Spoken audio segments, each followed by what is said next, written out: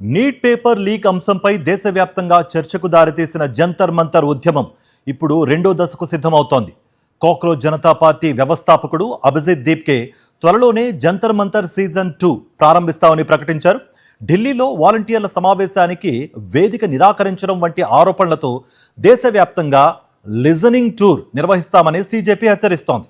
Neat paper leak వ్యవహారంపై 36 రోజుల పాటు ఢిల్లీలోని జంతర్ మంతర్లో ఆందోళన చేపట్టిన కాక్రోచ్ జనతా పార్టీ ఇప్పుడు ఉద్యమాన్ని మరో దశకు తీసుకెళ్లేందుకు సిద్ధమైంది. పార్టీ వ్యవస్థాపకుడు అభిజిత్ దీప్కే త్వరలోనే జంతర్ మంతర్ సీజన్ 2 ప్రారంభమవుతుందని ప్రకటించారు. రెండవ దశ ఎప్పుడు మొదలవుతుందంటూ ఇన్స్టాగ్రామ్లో వస్తున్న ప్రశ్నలకు సమాధానంగా ఆయన ఈ ప్రకటన చేశారు. ఢిల్లీలోని నారాయణ ప్రాంతంలో వాలంటీర్ల సమావేశాన్ని నిర్వహించేందుకు పార్టీ హాల్ను బుక్ చేసుకున్నప్పటికీ చివరి నిమిషంలో బుకింగ్ను రద్దు చేశారని అభిజిత్ దీప్కే ఆరోపించారు. బీజేపీ ఒత్తిడి కారణంగానే హాల్ యజమానులు వెనక్కి తగ్గారని ఆయన తెలిపారు. సమావేశానికి హాల్ ఇవ్వొద్దని పలువురిపై ఒత్తిడి తెచ్చారని, చివరకు మరో వేదిక లభించినా సమావేశానికి అనుమతిస్తే తీవ్ర పరిణామాలు ఎదుర్కోవాల్సి వస్తుందని యజమానులను బెదిరించారని దీప్కే ఆరోపించారు. దేశ యువతకు బీజేపీ భయపడుతోందని అభిజిత్ దీప్కే విమర్శించారు.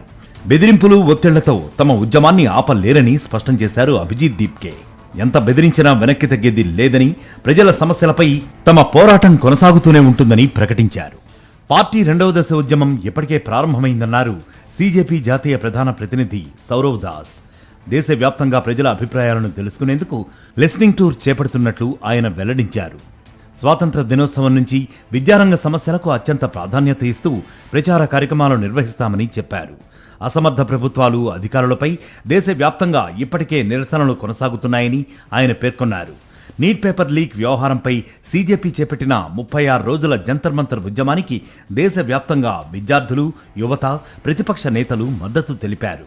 జూన్ 28న సామాజిక కార్యకర్త సోనం వాంగ్చుక్ ఉద్యమంలో చేరి నిరవధిక నిరాహార దీక్ష చేపట్టగా ఆరోగ్యం క్షీణించడంతో సఫ్దర్జంగ్ ఆసుపత్రికి ఆయన్ని తరలించారు. జూలై 20న పార్లమెంటు వైపు ర్యాలీకి ప్రయత్నించిన సమయంలో పోలీసులు నిరసనకారులను అడ్డుకున్నారు. అనంతరం ప్రభుత్వంతో జరిగిన చర్చల్లో కీలక డిమాండ్లపై హామీలు రావడంతో జూలై 25న ఉద్యమాన్ని విరమించారు. తర్వాత జాతీయ కమిటీని ప్రకటించిన సీజేపీ అభిజిత్ దీప్కేను జాతీయ కన్వీనర్గా నియమించి సంస్థాగత విస్తరణపై దృష్టి సారించింది.